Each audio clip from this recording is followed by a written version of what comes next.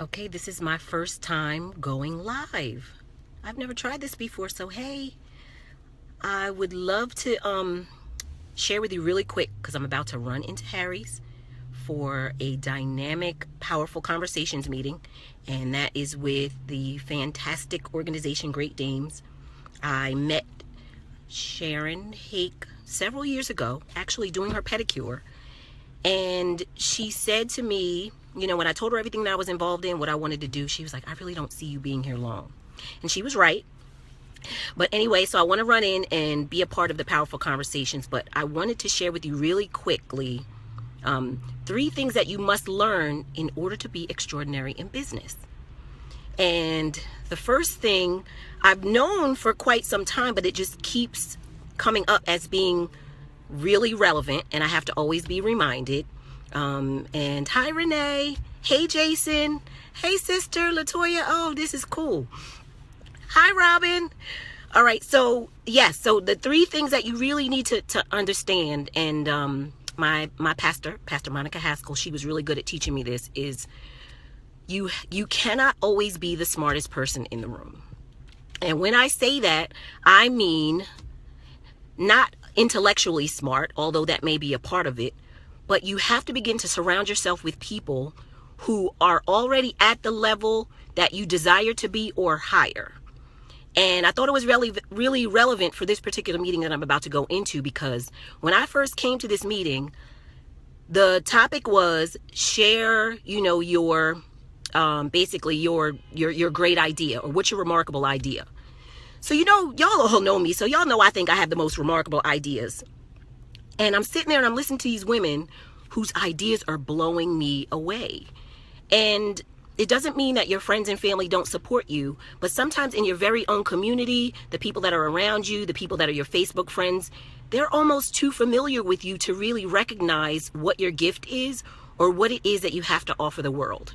So while they're a great sounding board at times, you really have to get out and start to meet other people that are not necessarily doing exactly what you want to do, but they're living a life that you desire in some way. And that could mean relationship wise, that could mean business wise, that could just mean iron sharpens iron, basically. Okay, so that's the first thing. Second thing is, you do not always have to have somebody to go with you, because I am here by myself, but I'm almost guaranteed to go inside and meet someone, or I'm going to see somebody there that I know. And if I don't, it's still okay. Like, you have to have the confidence to stop waiting on other people to do things. I don't wait on people. When I see something that I want to go to, other people may not be available. They might not necessarily have the investment or have the time, but I don't let that stop me. So I get up and go.